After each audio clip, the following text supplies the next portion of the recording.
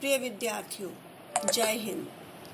आशा है कि आप स्वस्थ होंगे और आपने पिछला सारा कार्य अपनी नोटबुक्स पर कर लिया होगा। तो पिछले कार्य से संबंधित अगर आपको कोई भी प्रॉब्लम आ रही है, कोई भी मुश्किल आ रही है, तो आप मेरे फ़ोन पर कंसल्ट कर सकते हैं। तो आज हम करेंगे अपठित गद्यांश यानी कॉम्प्रीहेंशन अनसीन पैसेज। अपठित गद्यांश का अर्थ है गद्यांश का ऐसा अंश जिसे पहले पढ़ा नहीं गया हो। यह निर्धारित पाठ्य पुस्तकों में से उद्धृत नहीं होता। उद्धृत मीन्स लिया हुआ, यानी आपकी जो सिलेबस की बुक्स हैं उनमें से नहीं लिया हुआ, उससे बाहर है। हो सकता है आपने कभी पढ़ा भी हो तो, लेकिन पुस्तकों में नहीं है आपकी अव्वली में, तो इसलिए इसे अपठित कहा जाता है। अपठित गद्यांश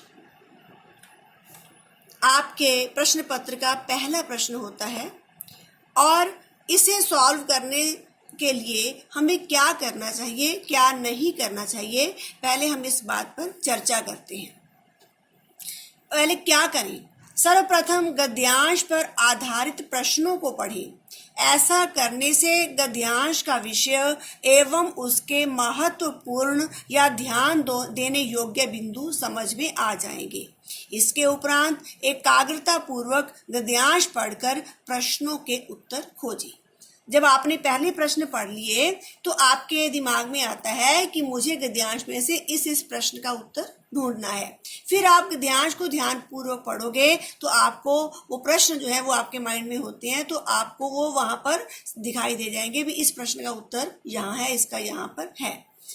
बोध एवं अर्थ ग्रहण के आधार पर गद्यांश के मूल भाव को भली भांति समझें, यानी मन में समरी बना लीजिए उसकी, इस गद्यांश में क्या कहा गया है, क्या क्या बातें पूछी गई हैं, लेखक क्या कहना चाहता है, उसको अपने मन में बिठा लीजिए।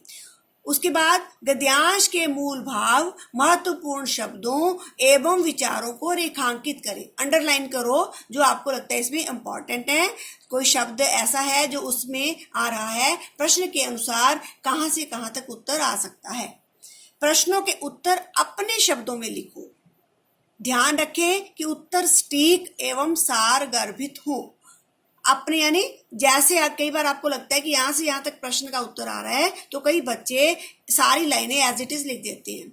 आपने प्रश्न के रूप में ही उसका उत्तर देना है। जिस भाषा में, जिस टाइप में आपको क्वेश्चन पूछा गया है उसी टाइप में आपने अपने शब्दों में आंसर देना है। और आंसर बहुत बड़े नहीं होने चाहिए। उत्तर स्टीक मीन्स टू द पॉइंट। सार गर्भित मीन्स जिसमें जो शब्द हैं वो ऐसे चुने गए हैं कि थोड़े से शब्दों में पूरे का पूरा आंसर आपका दिखाई दे जाए। सरल, संक्षिप्त तथा प्रसंगा अनुकूल उत्तर लिखिए। बात वही है कि उसका जो भाषा है बहुत डिफिकल्ट नहीं होनी चाहिए, सरल होनी चाहिए। संक्षिप्त मीन्स छोटे शब्द, कम शब्दों में लिखी होनी चाहिए और जो पूछा गया उसी के अकॉर्डिंग होनी चाहिए। गद्यांश की विषय वस्तु से संबंधित, संक्षिप्त, रोचक तथा गद्यांश के मूल भाव पर केंद्रित शीर्षक का चयन करें। अगर शीर्षक पूछा गया है तो आप देखो कि इसका मूल भाव क्या है, इसमें क्या बताया गया है, इसमें रोचक बात क्या है, उसके आधार पर सोचकर आपने शीर्षक देना है और उस शीर्षक जो है वो कम से कम शब्दों में होना चाहिए। उत्तर हमेशा लेखन की शब्द सीमा के अनुरूप लिखें। अब क्या ना करें?